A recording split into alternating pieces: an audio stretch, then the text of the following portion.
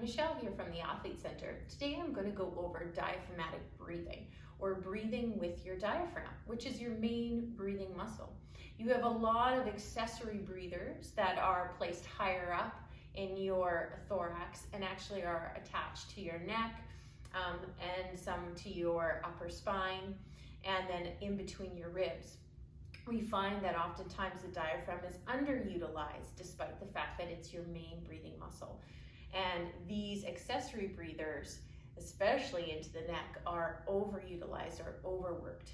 So today we're going to work on emphasizing that diaphragmatic breath.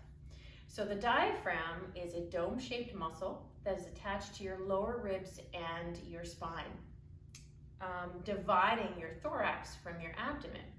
Okay, so when it contracts, it flattens, creating negative pressure for air to be drawn into the lungs, and then more pressure then is placed into the abdomen, which expands. And then as it relaxes, it comes back to that dome shape, exhalation occurs, and that pressure in the abdomen is released. So it looks like so. We have that dome-shaped diaphragm. Here's our abdomen below. As we create, as it contracts and flattens, the pressure in your abdomen increases, you expand 360 degrees, and then as it relaxes, we decrease that abdominal pressure. So it looks like so.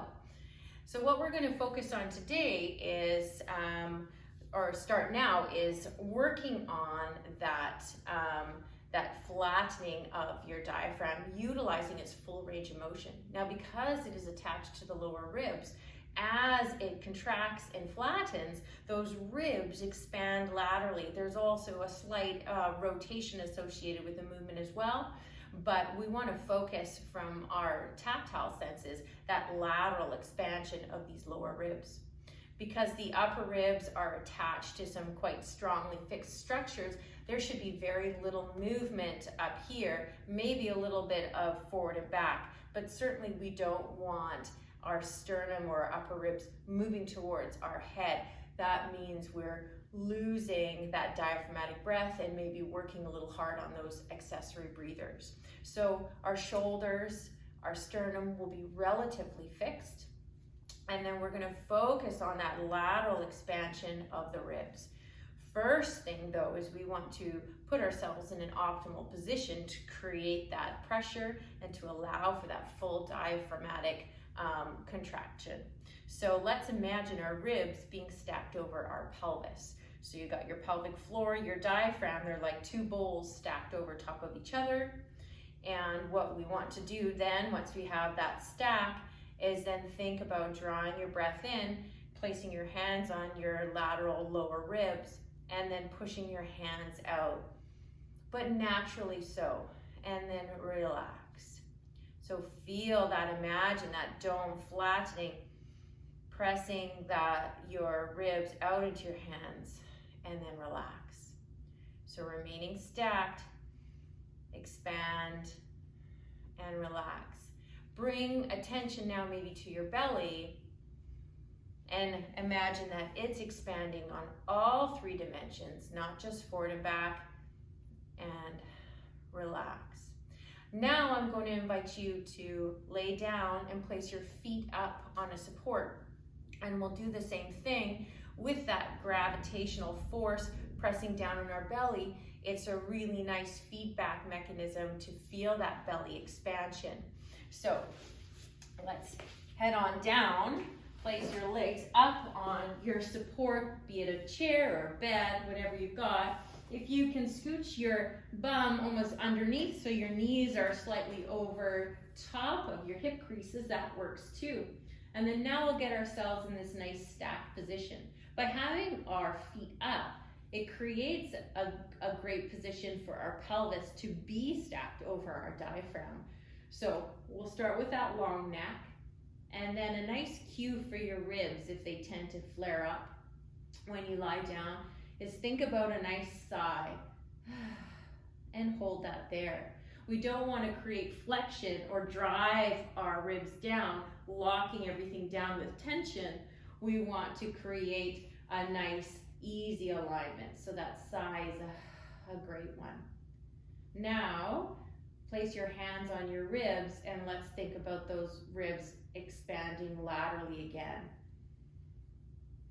Into your hands and then relax. So that diaphragm as you inhale is flattening and exhale, relaxing and doming.